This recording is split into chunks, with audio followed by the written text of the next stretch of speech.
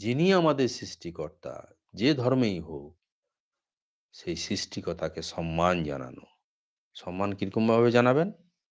তার প্রার্থনা করে।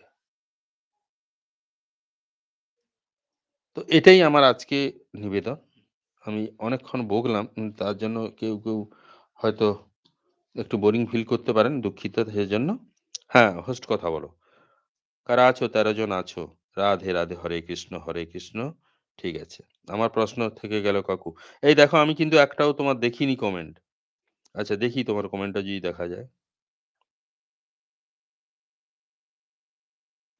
একটা কুকুর গাড়ির চাকায় হিসু করে চলে গেল তার দেখাদেখি। আরেকটা কুকুর ঠ্যাং তুলে হিসু করে দিল এইগুলো কার অভিশাপে? না গাড়ির চাকা হিসু করেছে কি সেটা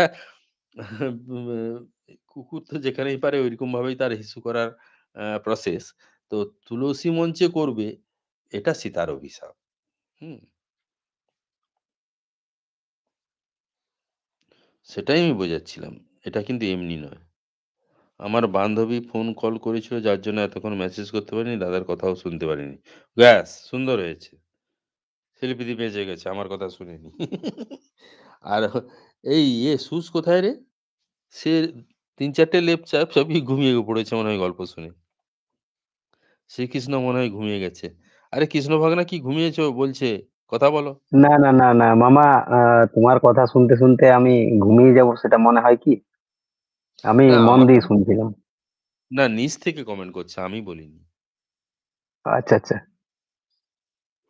ও আচ্ছা, আমাদের দুষ্টু বলছে। হুম। শিল্পীদি রান্নার গন্ধ পেয়েছে। কোথায় কি রান্নার গন্ধ পেয়েছে জানি না। তো যাই হোক আমি যেটা বললাম নিজের আত্মা সম্বন্ধে, জীবনের কথা, পুরাণের কথা, ধর্মের কথা।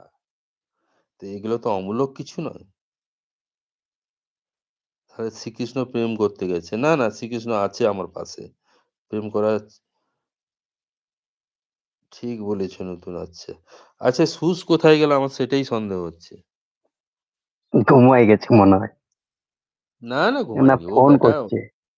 ফোন ফোন তাই করছে বলো? বলছিল না? কি যেন নামটা মামা? ও একদিন এসেছিল না? কার? ও আচ্ছা ওর নাম হচ্ছে কি যেন? তন্ময় বাবু। হ্যাঁ, তন্ময়বাবু। হুম। মামাবাবু আমি তোমাকে দেখতে পাচ্ছি না। আমি তো ভূত হয়ে গেছি। না ভূতুর লোকের কথা বললাম না এতক্ষণ?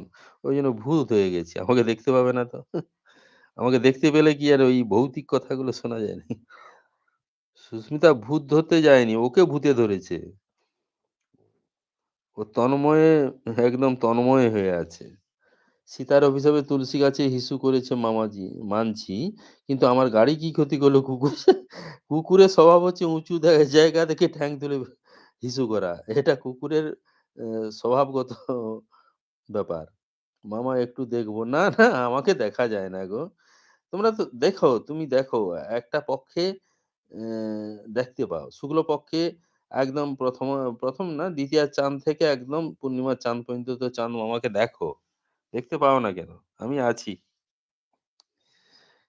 ঠিক, ঠিক টের পাই কার কি ব্যাপার চলছে। ঠিক বলেছ সেজন্যই তো আমাকে সব শেয়ার করি। আচ্ছা মামা তুমি বাবু এত সুন্দর কথা বলো কখনো তোমাকে দেখিনি তাই। আরে না, না। কথা আমি সুন্দর বলি না তো আমি মোটামুটি চেষ্টা করি। এইটুকুই। ভালো লাগার বিষয়গুলো শেয়ার করার চেষ্টা করি। এগুলো আমার ভালো লাগা। না, না, মামার গলার ভলিউমটা সত্যিকারের মনমুগ্ধ করার মতন একদম। আমরা যে যেখানেই থাকি, আমরা এই যে কথাগুলো বললাম, এগুলো তো আমাদের অনিবার্য অবস্থা একটা প্রাপ্ত হতে হবে সেই স্টেজে। অ্যা অনিবার্যভাবে না চাইলেও এগুলো আমাদের শেয়ার করতে হবে। এবং সেটা অবশ্যম্ভাবী। এগুলো আমরা যদি মনে রাখি, ঠাকুরের কথা, শ্রীরামকৃষ্ণ বলেছেন, "আরে মাঝে, মাঝে মৃত্যু চিন্তাটা করবি যে তোকে মরতে হবে। তাহলে তোর মধ্যে গর্বগুলো বাসা বাঁধতে পারবে না। আমরা যে গর্ব করি, অহংকার করি, সেই অহংকারগুলো বাসা বাঁধতে পারবে না, ফণা তুলতে পারবে না যদি আমরা মাঝে, মাঝে চিন্তা করি, আমি যাই করি না কেন আমাকে একদিন চলে যেতে হবে। আমাদের গর্ব অহংকার করে কি লাভ? তাই সবাইকে বলি সবসময় নিজের ভেতর আনন্দ রাখো।